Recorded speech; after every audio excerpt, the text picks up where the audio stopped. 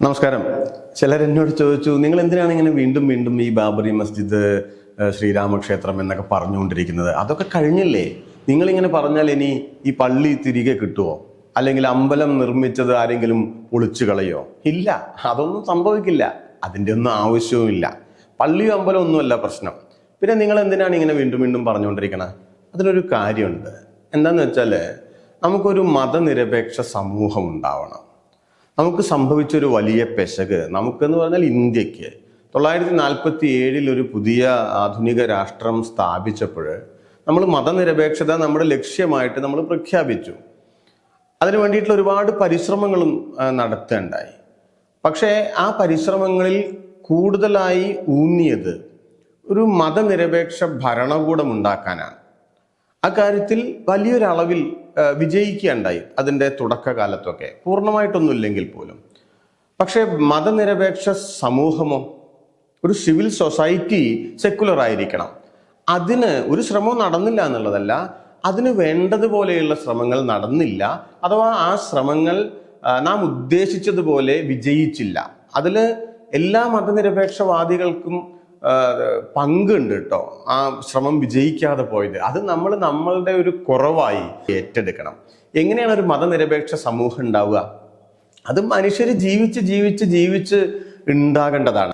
എല്ലാ മതത്തിലും പെട്ട ആൾക്കാരും ഒരു മതത്തിലും പെടാത്ത ആൾക്കാരും മതം അവനവന്റെ വ്യക്തിപരമായ കാര്യമാണ്. എൻ്റെ മതകാര്യത്തിൽ നിങ്ങളോ നിങ്ങളുടെ മതകാര്യത്തിൽ ഞാനോ ഇടപെടേണ്ടതില്ല എന്ന് കരുതി, ഞാൻ പറഞ്ഞല്ലോ, ജീവിച്ച് ഉണ്ടാക്കേണ്ട ഒരു സാധനമാണ് മതനിരപേക്ഷ സിവിൽ സമൂഹം എന്ന് പറയണത്. എന്തിനാണ് ഒരു സെക്കുലർ സിവിൽ സൊസൈറ്റി ഉണ്ടാവേണ്ടത്? അങ്ങനത്തെ ഒരു സമൂഹത്തിൽ മാത്രമേ ഒരു മതനിരപേക്ഷ ഭരണകൂടം ഉണ്ടാവുള്ളൂ. ഭരണകൂടം എന്ന് പറഞ്ഞാൽ ഗവൺമെന്റ് എന്നല്ല അർത്ഥം. അത് അതിൻ്റെ ഒരു പാർട്ടാണ് തീർച്ചയായിട്ടും. പക്ഷെ ഭരണകൂടം എന്ന് പറഞ്ഞാൽ അതിൽ പോലീസുണ്ട്, പട്ടാളമുണ്ട്, കോടതിയുണ്ട്, നമ്മുടെ നീതിന്യായ വ്യവസ്ഥകളുണ്ട്, സർക്കാർ ഓഫീസുകളുണ്ട്, ഈവൻ വിദ്യാഭ്യാസ സംവിധാനങ്ങളുണ്ട്. ഇതെല്ലാം ചേർന്നതാണ് ഒരു ഭരണകൂടം എന്ന് പറയുന്നത്. ആ ഭരണകൂടത്തിന്റെ മനോഭാവം സെക്കുലർ ആയിരിക്കണം. അതിന് സെക്കുലർ ആയിട്ടുള്ള ആധുനികമായിട്ടുള്ള സ്വപ്നങ്ങൾ ഉണ്ടായിരിക്കണം, ആധുനികമായിട്ടുള്ള ലോകബോധങ്ങൾ ഉണ്ടായിരിക്കണം. ഇതാണ് ആ ഒരു സെക്കുലർ ഭരണകൂടം ഉണ്ടാവണമെങ്കിൽ എന്ത് വേണം? ഒരു സെക്കുലർ സിവിൽ സൊസൈറ്റി ഉണ്ടാവണം. അതിൽ നിന്ന് മാത്രമേ ഈ ഭരണകൂടം ഉണ്ടാവുള്ളൂ. ഇനി അങ്ങനത്തെ ഒരു ഭരണകൂടം ഉണ്ടായാലോ, ആ ഭരണകൂടത്തിന് തിരിച്ച് ഈ മതനിരപേക്ഷ പൗരസമൂഹത്തെ സ്വാധീനിക്കാനും അതേപടി നിലനിർത്താനും ഒക്കെ കഴിയും. ഇതാണ് ഇത് തമ്മിലുള്ള ഡയലക്റ്റിക്കലായിട്ടുള്ള ഒരു ബന്ധം. അപ്പോൾ ഇങ്ങനെ നമ്മൾ ആലോചിക്കുമ്പോൾ ഈ പൗരസമൂഹത്തെ തകർക്കുന്നത് ഇന്ന് എല്ലാ വർഗീയവാദവുമാണ്, അതിന് സംശയമൊന്നുമില്ല. പക്ഷെ അതിൻ്റെ മുൻപന്തിയിൽ ഹിന്ദുത്വയാണുള്ളത്, ഹിന്ദുയിസമല്ല. എനിക്ക് ഹിന്ദുയിസത്തോട് യാതൊരു വിരോധം ഇല്ല എന്ന് മാത്രമല്ല, ഞാൻ ഒരുപാട് അതിൽ നിന്ന് സ്വീകരിച്ചിട്ടുണ്ട്. എൻ്റെ അമ്മ ഹിന്ദുവാണ്. ഞാൻ പറഞ്ഞല്ലോ, ഞാൻ അതിൽ നിന്ന് ഒരുപാട് ആശയങ്ങൾ സ്വീകരിച്ചിട്ടുണ്ട്. അതുകൊണ്ട് എൻ്റെ വിയോജിപ്പ് ഹിന്ദുയിസത്തോടല്ല, പിന്നെയോ ഹിന്ദുത്വയോടാണ്. അത് രണ്ടും രണ്ട് കാര്യങ്ങളാണ്. ഹിന്ദുത്വം എന്ത് ചെയ്യും? ഈ മതനിരപേക്ഷ പൗരസമൂഹത്തെ തകർക്കും. അതുകൊണ്ടോ ഹിന്ദുയിസത്തിൽ വിശ്വസിക്കുന്ന എന്നാൽ ഇതുപോലെയുള്ള ആധുനിക സമൂഹം സൃഷ്ടിക്കാൻ സഹായിക്കുന്ന നിരവധി ആളുകൾ ഉണ്ടായിരുന്നു, ഇപ്പോഴും ഉണ്ട്. കോടിക്കണക്കിന് മനുഷ്യർ. ഞാൻ അവരുമായിട്ട് ഐക്യപ്പെടുകയാണ്. അവരുമായിട്ട് ഐക്യപ്പെടുമ്പോൾ ഹിന്ദുത്വയുമായി കലഹിക്കാതിരിക്കാൻ സാധിക്കില്ല. അങ്ങനെ സ്വന്തം ജീവിതം കൊണ്ട് ഒരു സിവിൽ സൊസൈറ്റിയെ, സെക്കുലർ സിവിൽ സൊസൈറ്റിയെ സൃഷ്ടിക്കാൻ പരിശ്രമിച്ച ഒരു മനുഷ്യനെ അവതരിപ്പിക്കാനാണ് ഇപ്പൊ നിങ്ങളുടെ മുമ്പിലിരിക്കുന്നത്.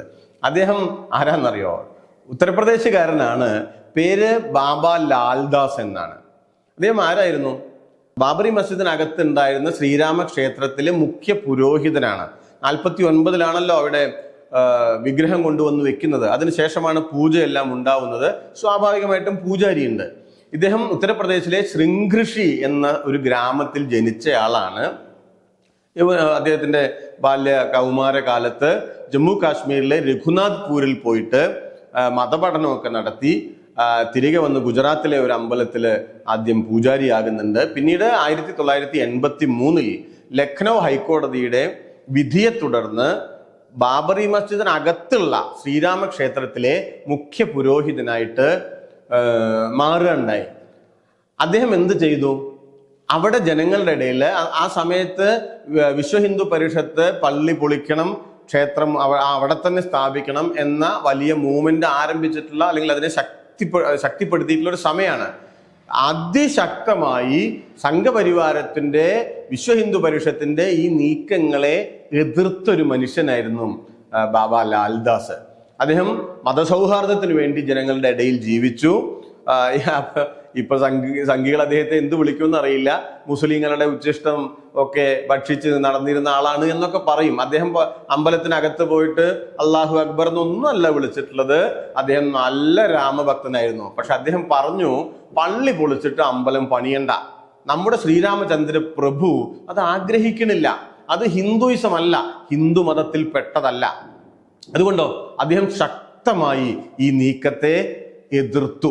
അതുകൊണ്ട് വിശ്വ ഹിന്ദു പരിഷത്തിന്റെ കണ്ണിലെ കരടായിട്ട് അദ്ദേഹം മാറി. 91-ലാണല്ലോ കല്യാൺ സിംഗ് മുഖ്യമന്ത്രിയായിട്ട് അധികാരത്തിൽ വരുന്നത്.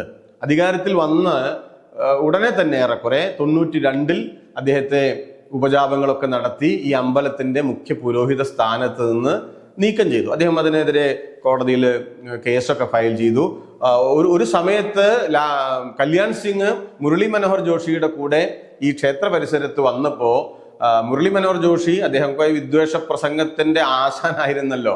അദ്ദേഹം ആ മട്ടിൽ തന്നെ അവിടെ നിന്ന് സംസാരിച്ചപ്പോ അദ്ദേഹത്തോട് അമ്പലമുറ്റത്ത് നിന്ന് ഇറങ്ങിപ്പോകാൻ ആവശ്യപ്പെട്ടയാളാണ് ഈ ബാബ ലാൽദാസ് എന്ന് പറയുന്നയാള്. പക്ഷെ അദ്ദേഹത്തെ പുറന്തള്ളുന്നു. അദ്ദേഹത്തിന് നേരെ വധശ്രമങ്ങൾ ഉണ്ടാവുന്നു. അദ്ദേഹം പോലീസിൽ തനിക്ക് പ്രൊട്ടക്ഷൻ വേണമെന്ന് ആവശ്യപ്പെടുന്നു. പക്ഷെ അതൊന്നും കല്യാൺ സിംഗ് ഗവൺമെന്റ് കൊടുക്കുന്നില്ല.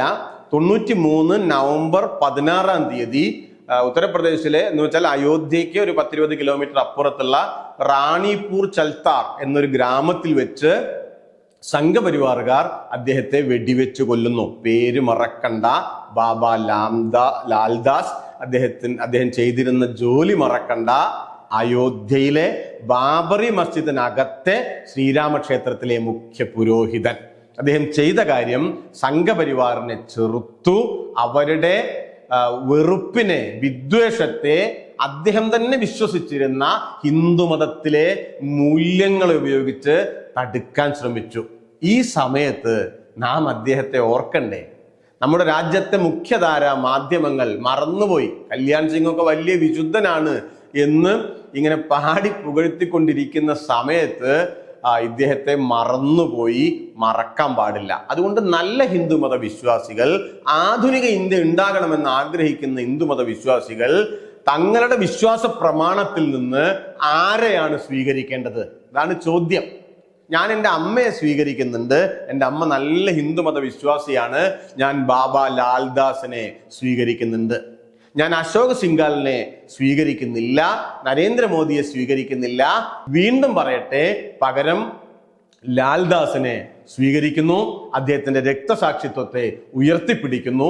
ഇതുപോലെയുള്ള മനുഷ്യരുടെ ജീവിതമാണ്, അവരുടെ രക്തമാണ്, അവരുടെ സ്വപ്നങ്ങളാണ് ആധുനിക ഇന്ത്യയെ സൃഷ്ടിക്കാൻ, ഒരു മതേതര സിവിൽ സമൂഹത്തെ സൃഷ്ടിക്കാൻ നാം ഭൂതകാലത്തിൽ നിന്ന് മൂലധനമായി സ്വീകരിക്കേണ്ടത്.